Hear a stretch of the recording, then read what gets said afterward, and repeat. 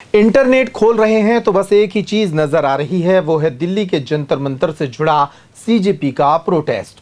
National TV भले ही कुछ भी हो, लेकिन इन जेनजी का नेशनल टीवी तो इंस्टाग्राम बनकर रह गया है। इंस्टाग्राम पर इस तरह के मीम की बाढ़ आ गई है, जिससे ये आंदोलन एक नई दिशा में जाता दिखाई दे रहा है। उधर देश भर में नीट पेपर लीक के खिलाफ जारी जन आक्रोश के बीच कुछ बड़े फैसले भी हुए हैं।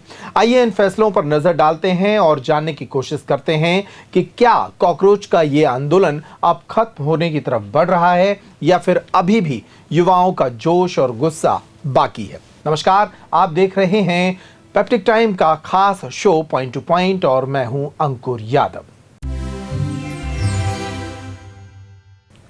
देश भर में नीट पेपर लीक के खिलाफ जारी जन आक्रोश के बीच केंद्र सरकार और कॉकरोच जनता पार्टी के प्रतिनिधि मंडल के बीच दिल्ली के कॉन्स्टिट्यूशन क्लब में दूसरे दिन की अहम वार्ता आयोजित की जा रही है। इससे पहले 20 जुलाई को केंद्रीय स्वास्थ्य मंत्री जेपी नड्डा के सरकारी आवास पर हुई पहली बैठक बेनतीजा रही थी। सरकार द्वारा 4 बार बातचीत का प्रस्ताव भेजने के बाद सीजेपी ने किसी राजनीतिक नेता के घर जाने के बजाय न्यूट्रल स्थान पर मिलने की शर्त रखी थी, जिसे स्वीकार करते हुए यह बैठक तय की गई। कॉन्स्टिट्यूशन क्लब में वार्ता की मेज पर बैठने से ठीक पहले केंद्रीय मंत्री जेपी नड्डा ने गृह मंत्री अमित शाह से मुलाकात कर वार्ता की रणनीति पर गहन चर्चा की। यानी अमित शाह से पूछकर ही इन बच्चों से बात करने के लिए जेपी नड्डा पहुंचे। उधर मेदांता अस्पताल में भर्ती प्रसिद्ध शिक्षा सुधारक सोनम वांगचुक का 26 दिनों से जारी अनशन समाप्त करने के लिए गुरुवार देर रात 12:30 बजे जेपी नड्डा और डॉक्टर जितेंद्र सिंह पहुंचे थे। उन्हें जूस पिलाया गया। देर रात ही प्रधानमंत्री नरेंद्र मोदी के द्वारा पेपर लीक रोकने के लिए सख्त कानून और फास्ट ट्रैक कोर्ट लाने संबंधी वीडियो संदेश जारी करने पर सीजेपी प्रवक्ता आशुतोष रांका ने भी प्रतिक्रिया दी है। समझिए, ये पूरी रात खेल चलता रहा। यानी आंदोलन जिस तरह से तेज हो रहा था, भड़क रहा था और जैन जी जिस तरह से इस आंदोलन को एक नई पटरी पर ले जा रहे थे, उससे सरकार के बीच घबराहट देखी जा सकती है। 12:30 बजे रात को सोनम वांगचुक से मिलने अस्पताल जाना और आधी रात के वक्त प्रधानमंत्री का वीडियो पोस्ट करना इस तरफ इशारा कर रहा है। बहरहाल सीजेपी के प्रवक्ता आशुतोष रांका ने क्या कहा वो भी जानते हैं। आशुतोष रांका ने कहा कि सरकार पूरी तरह से छात्रों के भारी दबाव में है। यही वजह है कि प्रधानमंत्री को देर रात 12:30 बजे वीडियो संदेश जारी करना पड़ा।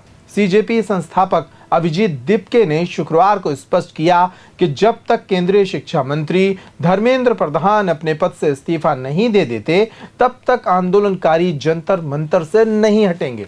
शुक्रवार को राजधानी में सीजेपी के द्वारा देशव्यापी प्रदर्शन के आह्वान और जंतर मंतर पर बढ़ते तनाव को देखते हुए प्रशासन ने कड़े सुरक्षा इंतजाम किए हैं। सुरक्षा के मद्देनजर सेंट्रल दिल्ली के राजीव चौक और लोक कल्याण मार्ग समेत कुल 17 प्रमुख मेट्रो स्टेशन को आम यात्रियों के लिए पूरी तरह से बंद कर दिया गया। संसद मार्ग पर देर रात बैरिकेड्स तोड़े जाने की घटना के बाद दिल्ली पुलिस ने सभी रैंकों के अधिकारियों और पुलिस कर्मियों की छुट्टियां भी तत्काल प्रभाव से रद्द कर दी हैं। लोकसभा में नेता प्रतिपक्ष राहुल गांधी ने छात्रों पर सख्ती को लेकर सरकार पर निशाना साधते हुए कहा कि लोकतांत्रिक अधिकारों का इस्तेमाल करने के लिए छात्रों को डराने धमकाने की आपकी हिम्मत कैसे हुई? ध्यान रखिए, वक्त आने पर हिसाब आपसे ही लिया जाएगा। ये चेतावनी भी राहुल गांधी ने दी। इस बीच राष्ट्रीय स्वयंसेवक संघ के वरिष्ठ नेता इंद्रेश कुमार ने शुक्रवार को आंदोलन पर गंभीर आरोप लगाए। उन्होंने दावा किया कि कॉकरोच जनता पार्टी द्वारा किए जा रहा ये राष्ट्रव्यापी प्रदर्शन कुछ विदेशी ताकतों के कारण बड़ा हो रहा है। उन्होंने कहा कि विदेशी ताकतें नहीं चाहती कि भारत एक विकसित, समृद्ध और शिक्षित राष्ट्र बने। इंद्रेश कुमार ने विपक्षी दलों पर भी हमला बोलते हुए कहा कि विपक्ष ने शुरुआत में तो छात्रों और परीक्षा का मुद्दा उठाया, लेकिन बाद में वे मुख्य मुद्दे से भटक गए और अपनी संकीर्ण राजनीति चमकाने लगे। नीट लीक मामले में सुनवाई के दौरान शीर्ष अदालत ने बेहद सख्त और स्पष्ट रुख अपनाया है। सुप्रीम कोर्ट ने कहा कि हम सीबीआई और संबंधित एजेंसियों द्वारा की जा रही पूरी जांच के सभी दस्तावेज चाहते हैं और इसकी सीधी निगरानी करेंगे। अदालत ने केंद्र सरकार को एक विस्तृत हलफनामा दाखिल करने का कड़ा निर्देश दिया है, जिसमें भविष्य में किसी भी परीक्षा का पेपर लीक रोकने के लिए बनाए जाने वाले मजबूत और संस्थागत सुरक्षा उपायों का पूरा ब्यौरा प्रस्तुत करना होगा।